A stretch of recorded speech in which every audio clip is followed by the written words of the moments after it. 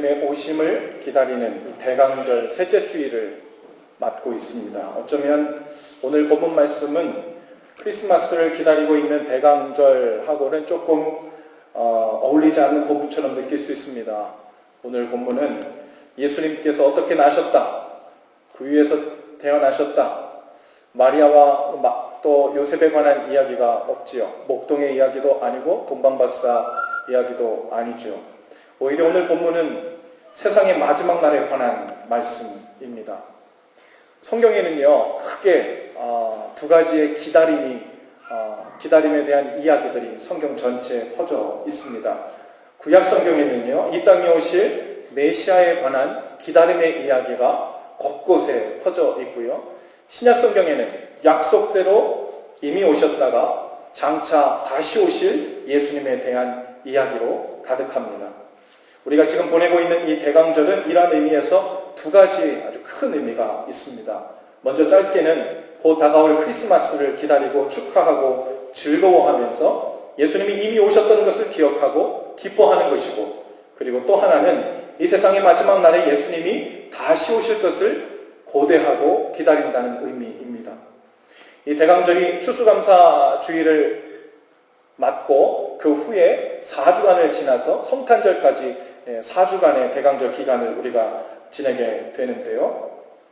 바로 그 이유 때문에 어쩌면 우리가 이 대강절을 예수님이 오셨던 과거의 일, 2000년 전에 아기 예수로 오신 그날을 기억하고 축하하면서 초점을 두기 쉬운데요. 실은 오늘 본문과 같은 이 세상의 마지막 날에 다시 오실 예수님에 대한 기다림이 이 대강절의 또 다른 half의 의미이기도 합니다. 산다는 것은 참 기다림의 연속 같습니다. 기다리는 일이 참 많죠. 어쩌면 기다리는 일이 끊이지 않는 일이 인생 같아요. 아이들은 빨리 어른이 되고 싶어서 기다립니다. 우리 유한이는요, 자기가 몇 살이 되면 집에서 혼자 있을 수 있냐고 물어요. 몇 살이 되면 벨트 안 해도 되고, 우리 시완이는 언제가 되면 그 카시스를 떼고 앉을 수 있냐고 물어보고요. 나름대로 그 기다리는 그 때가 있는 것 같아요. 학생들은 빨리 졸업하고 자유롭게 되기를 손꼽아 기다리죠. 아이가 없는 가정은요, 아기 갖기를 기다리고, 아이를 갖게 된 부모들은 빨리 10달이 지나서 그 아이의 얼굴을 직접 보고 손으로 만져보기를 원하죠. 또 아이들이 자라면 결혼할 때를 기다리고, 또 결혼을 하면 손자, 손녀 보기를 또 기다립니다. 젊은 날에는 학교 졸업하고 안정된 직장에 취업되기를 기다리죠. 군대 간 사람들은 빨리 군복무 마치고 돌아오기를 기다리고요. 직장에 다니기 시작하면 어쩌면 내 집 장만할 날을 기다리고, 또 신분의 문제가 해결되기를 기다릴 수도 있고, 또 승진할 때를 기다릴 수 있죠. 병원에서 육신의 약함과 질병으로 고생하는 분들은 퇴원해서 집에 가는 날만 손꼽아 기다릴 수 있습니다. 이렇게 인생은 기다림의 연속입니다. 어떻게 보면 인생의 목표를 이루고 고대하던 그 순간, 그 날을 맞이하는 찰나보다 나머지 전체는 다 기다림의 연속 같아요. 기다리고 고대하던 그날이 딱 오면 그 순간, 그 다음 넥스트 스텝에 또 다른 기다림이 시작되기도 하죠. 그러니까 우리 인생 전체는 어떻게 보면 이 기다린다는 일이 끊이지 않는 것 같습니다. 여러분, 신앙생활도 마찬가지예요. 이 신앙이란 하나님의 약속의 말씀을 믿고 그 약속이 우리의 삶 가운데 실현되는 때를 기다리는 것이 신앙생활이죠. 그 약속의 말씀을 붙들고 우리가 어떻게 기다릴 것인가, 무엇을 하며 기다릴 것인가를 우리의 삶의 내용을 채워가는 것, 그것이 신앙생활이죠. 성경은 다양한 기다림의 이야기들로 가득 차 있습니다. 우리가 잘 아는 노아는요, 홍수로 이 세상을 심판하시겠다는 하나님의 약속을 믿고 방주를 짓고 무려 120년을 기다렸습니다. 이 일로 노아의 당대 사람들에게 미친 사람이라는 취급을 받았고요. 그 시절 사람들과 같이 살지 않고 약속의 말씀을 붙들고 사는 것 때문에 그의 삶의 내용이 달라졌죠. 전혀 다른 방식으로 인생을 살기 시작했습니다. 노아는 그가 붙들고 있는 약속의 말씀, 그리고 기다림이 있었기 때문입니다. 아브라함은 75세 하나님의 물음을 받았는데 그 자손을 번창하게 하고 복을 주시겠다는 약속을 받았지만 무려 25년을 기다린 후에 100세가 되어서야 약속의 자녀인 이삭을 얻게 됩니다. 그리고 이삭을 얻은 후에도 400년이나 훨씬 지나서 약속을 받은 대로 큰 민족을 이루는 일이 심지어 애굽 땅 포로된 상태에서 이루어지게 되죠. 그리고 출애굽을 하기 시작합니다. 그리고 또 다른 기다림이 또 광야에서 시작되게 되죠. 다윗 왕은 양을 치다 말고 하나님의 선지자였던 사무엘에게 곧 왕이 될 것이다 라는 기름 부음을 받습니다. 그런데 금방 왕이 되지 않죠. 무려 15년이나 기다립니다. 다윗의 그 기다림의 시간 동안 무명의 목동으로 양을 치기도 했고, 또 장군이 된 후에는 사울의 시기를 피해서 광야로 도망해서 많은 위태로운 삶을 살기도 했습니다. 하지만 그 모든 기다림의 시간이 지나가고 결국 말씀대로 왕이 되죠. 이같이 성경 속에 훌륭했던 신앙의 선배들은 하나같이 이 기다리는 일을 잘했던 사람들입니다. 이 잘 기다렸다는 것이 단순히 인내심을 갖고 오래오래 기다렸다가 원하는 것을 얻고야 말았다 이런 것을 이야기하는 것이 아니에요.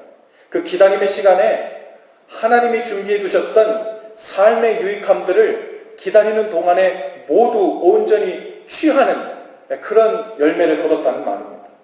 하나님의 사람들은 그 약속의 말씀을 붙들고 잘 기다렸기 때문에 고난이 있더라도 소망을 갖고 포기하지 않았고, 큰 두려움과 불안한 삶을 살았지만 만족하고 기쁨을 그 중에도 누렸고요. 하나님의 마음을 더 잘하게 되는 성숙함의 기회도 얻게 되었죠. 오히려 기다림의 시간 자체가 그들에게 없어서는 안 될 아주 중요한 대목이었던 것 같습니다. 오늘 본문 3장 8절에 보면요, 이런 말씀이 있어요. 주께는 하루가 1000년 같고 1000년이 하루 같다. 무슨 의미일까요? 하나님께 있어서 시간의 길이는 별로 의미가 없다는 말입니다.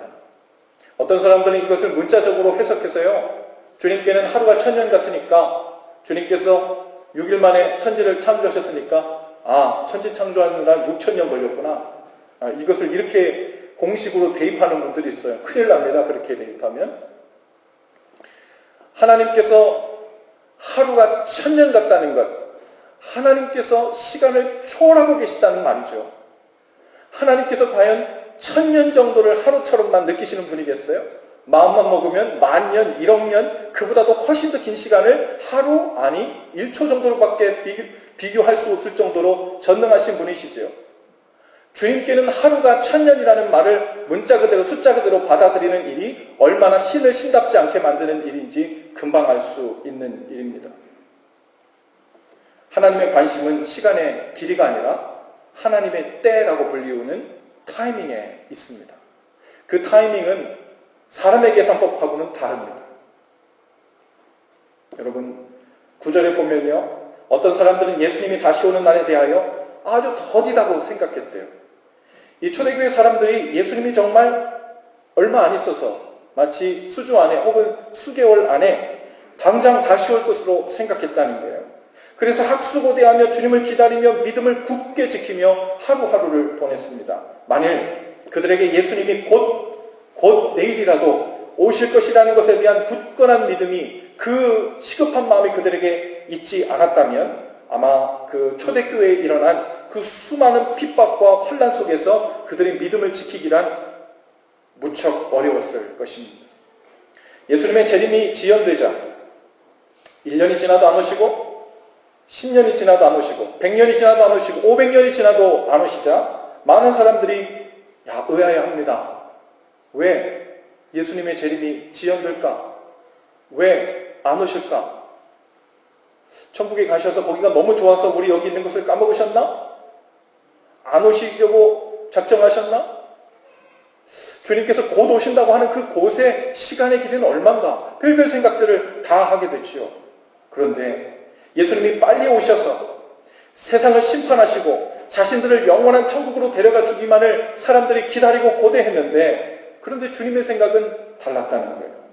기다리게 하신 이유, 우리가 느끼기에 지연되게 하신 이유가 있다는 거예요. 오늘 말씀에서 뭐라고 하십니까? 주님의 오시는 날이 더딘 것이 아니라 너희에 대하여 오래 참으사 아무도 멸망하지 아니하고 다 회개하기를 원하시기 때문에 구원받을 시간을 연장시켜 주신 것이라고 말씀하고 있어요. 할렐루야.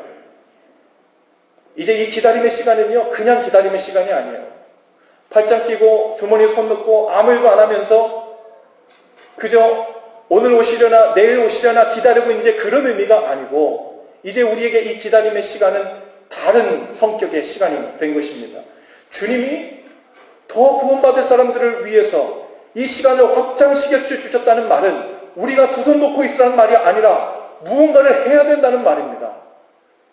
주님이 확장시켜 주신 이 기다림의 시간에 더 열심히 일하고 더 열심히 복음 전하고 한 영혼이라도 주께로 더 나와 구원받을 수 있도록 말씀의 씨앗을 뿌리고 사랑과 기도에 물을 주어야 하는, 아끼고 채워서 살아야 하는 전혀 다른 시간의 개념이 바로 이 기다림의 시간에 채워지게 된 거죠. 이제 우리는 그 기다림의 시간을 잘 기다리며 사는가 그렇지 못하는가, 이것에 의해서 이 땅에 살고 있는 동안 우리 인생의 질 그리고 우리 인생의 그 풍성함이 결정되게 되어 있습니다. 그러면 여러분, 잘 기다리며 산다는 것이 무엇일까요? 오늘 말씀 제목을 잘 기다리는 자에게 복이 있나니 라고 했습니다. 무조건 참고 인내하면 하나님이 좋은 것으로 채워준다 이런 말이 아니에요.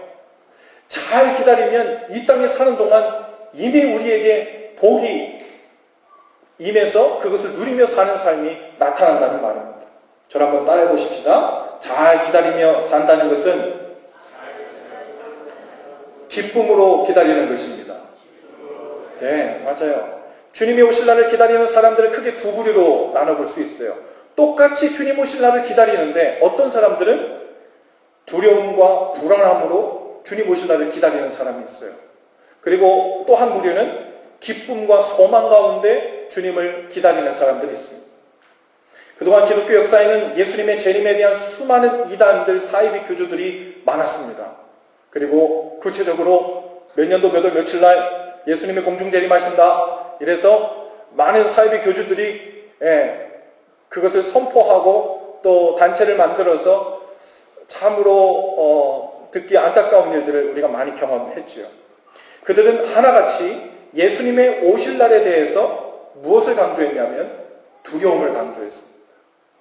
시급하고 두렵고 불안함을 강조해서 그들이 아주 열심을 내고 아주 결광하면서 내가 그 구원을 빼앗기지 않을까, 혹여라도 구원에서 내가 제외되지 않을까, 그 불안함에 전 재산도 갖다가 다 팔아서 바치고요, 있는 한 할 수 있는 모든 노력을 다 동원해서 구원을 쟁취하려고 그 심리를 이용하게 된 거죠. 주님의 오실 날에 대한 두려움과 불안함으로 일관한 채 내가 구원받지 못하면 어떡하지? 하는 그 두려움으로 이 땅에서의 삶을 살았고 또 신앙생활을 했었습니다. 하지만 주님의 오실 날을 잘 기다리는 사람들은 어떤 사람들이냐? 두려움이 아닌 기쁨과 소망 가운데 기다리는 사람들이라. 할렐루야. 하나님을 떠나 진리 가운데 거하지 않는 사람들에게는 예수님께서 다시 오시는 그날이 심판의 날입니다. 그러니 두려운 날이지요. 하지만 하나님의 자녀들에게는, 그리고 이미 이 땅에서 그 주님과 인격적으로 동행하고 있는 사람에게는 주님께서 오시는 날이 크지 뭐 놀랄 일이 아니야. 왜 놀랄 일이 아닙니까? 오늘도 주님이 나와 동행하고 계셨는데 그분이 공중재림하신다 해서 낯선 일도 아니고 놀랄 일도 아닌 거예요.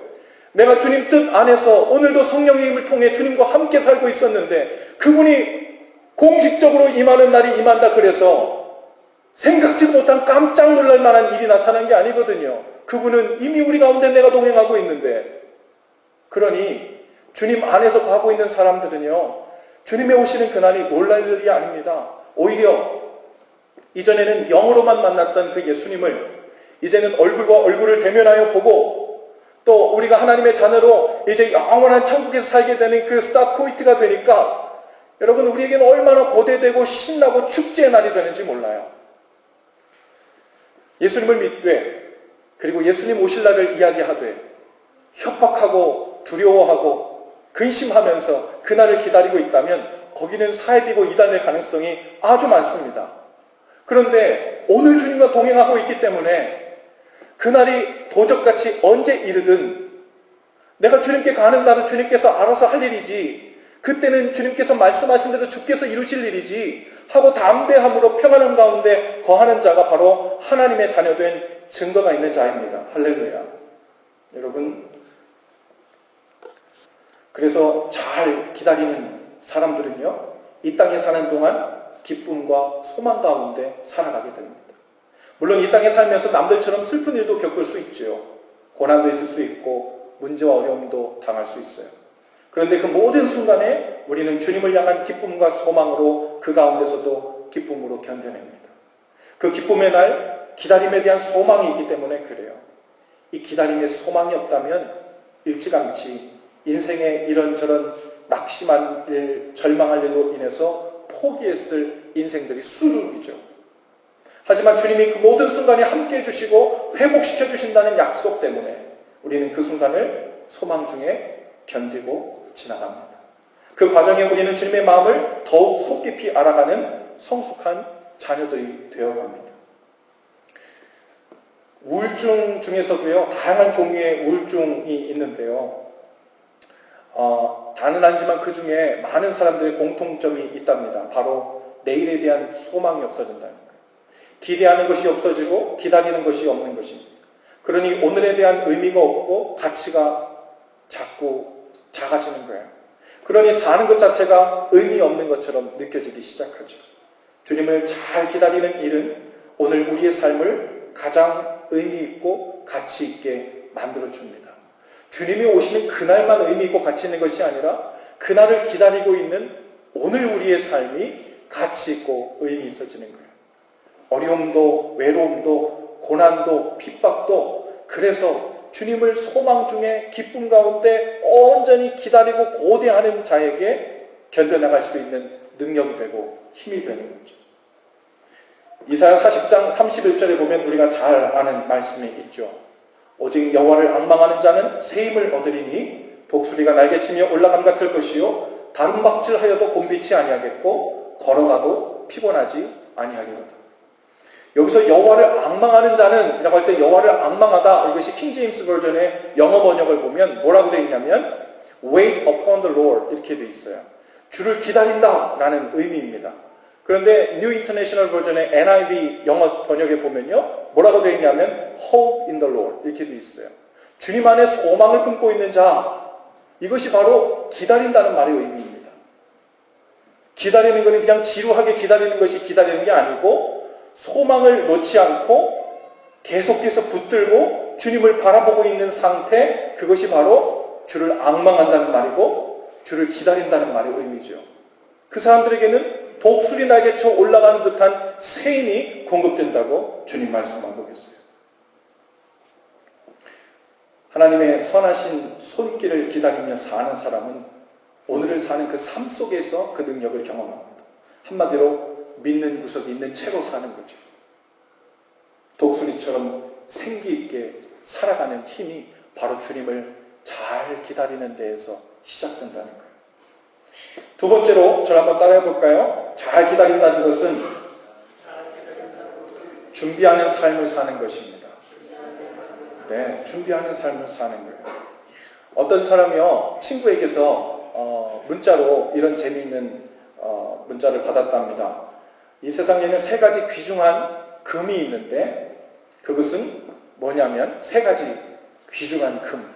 첫째는 황금, 둘째는 소금, 셋째는 지금. 이 문자를 받고 이 사람이 감동을 먹었어요. 그래서 아내에게 문자로 이걸 이제 보내주려고 아내에게 이렇게 문자를 보냅니다. 여보, 세상에서 가장 중요한 세 가지 금이 뭔지 알아? 당연히 모르겠지, 이런 의미로 바라본 거죠. 그래서 아내에게 답이 왔어요. 현금, 지금, 입금. 이렇게 답이 왔더니 이제 잠시 후에 남편이 아내에게 문자를 보냅니다. 방금, 조금, 입금. 여러분, 잘 기다리는 사람에게 있어서 가장 중요한 것은요, 바로 지금입니다. 지금. 물론 주님의 오실 날이 궁극적으로는 아주 중요한 날이죠. 하지만 그날이 정말로 기뻐하고 즐거운 날이 되게 하기 위해서 잘 기다리는 사람은 바로 지금, 방금, 바로 이 지금을 집중하며 공략합니다. 지금 매 순간을 잘 준비함으로 인해서 그날이 진짜로 셀러브레이션이 되도록 하는 거죠. 학생이 졸업할 날만을 학수고대 하면서 간절함으로 기다리는데 만일 그 학생이 오늘을 준비하지 않는다면 수업도 안 가, 페이퍼도 안 내. 그러면서 그 졸업할 날을 그냥 학수고대하고 기다리고 있다면 졸업이 되겠습니까? 그리고 졸업하는 날이 온다 한들 그날이 과연 축하할 날이 되겠어요? 재앙의 날이 되겠죠. 그렇죠? 두려운 날이 되는 거죠. 준비 없는 기다림이 마치 이와 같은 겁니다. 결혼식을 기다리는 신부가 그냥 그날이 오기만을 기다리지만은 않죠. 제가 여러 신부들을 보니까 이 신부들이 결혼식 날을 기다리는데 다양한 것들을 준비하지만 그 중에서도 뭘 준비하냐면 몸매를 준비하는 것 같아요. 그래서 다이어트를 합니다. 그날이 그냥 빅 셀러브레이션 되는 것도 중요한데 일생일대 한번 아주 그 웨딩 드레스를 멋지게 내가 원하는 걸로 골라 입으리라 라는 마음으로 밥도 굶어가면서 먹고 싶은 거 참아가면서 그날을 준비하죠. 신기하게도요, 성경에서 예수님이 다시 오는 그날을 비유할 때 예수님은 영적으로 우리의 신랑이고 우리는 신부들이라고 비유해요.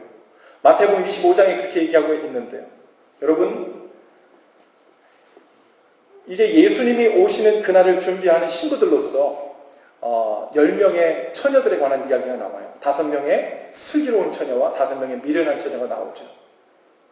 바로 기름과 등불을 준비한 슬기로운 5 처녀가 있고, 그것을 준비하지 않고 그냥 자다가